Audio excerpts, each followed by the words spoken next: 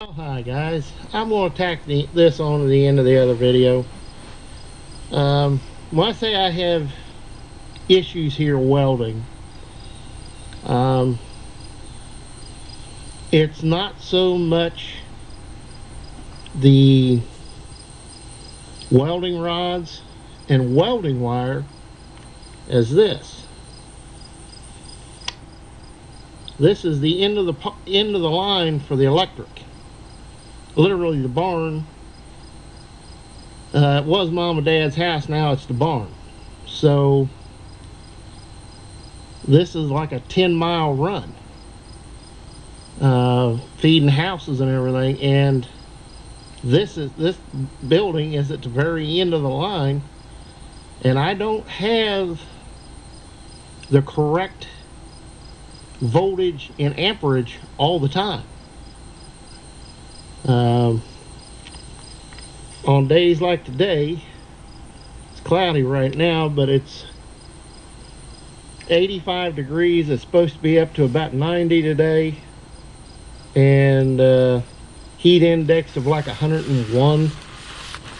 You know, everybody's AC's running, everybody's using a lot of electricity, and when you get to 4, 5, 6 o'clock, I know not to weld, because like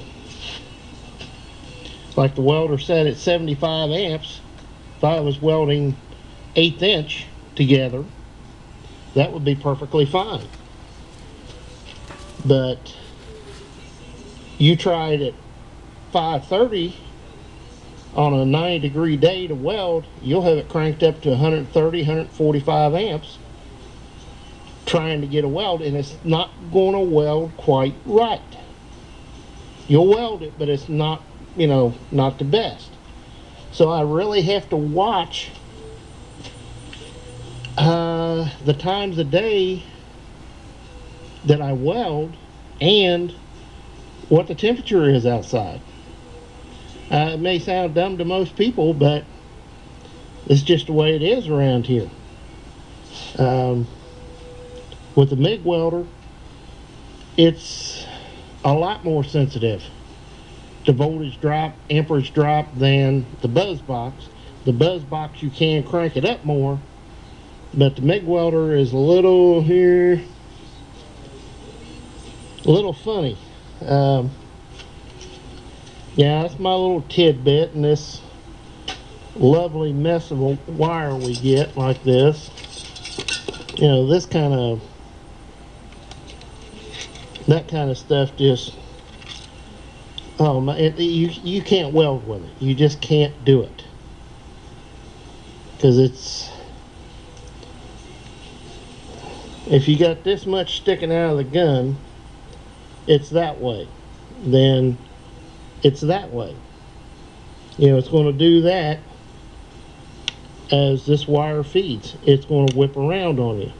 So you know, you can't control where your wire's at to weld. So, you know, that kind of wire coupled with a 90-degree day here, high humidity, and everybody's AC's running, and everybody's home from work, TV's on, air conditioner's on, cooking dinner, it makes it real hard to weld anything. So I've learned to weld at other times of the day, or I just don't do it. Just that simple. But being on an end pole like that is out there, you know, end pole, and quite literally the end of the line right there. You know, how many other people are drawing juice off before I get it, you know. Well, that's my little tidbit for today. Kind of why sometimes my welds may not look the best.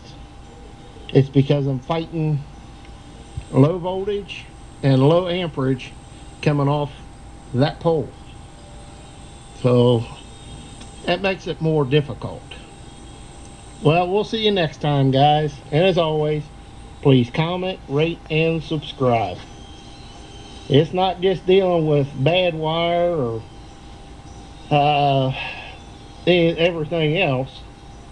For me, it's bad wire, heat, lack of voltage and amperage, and everything else all rolled into one.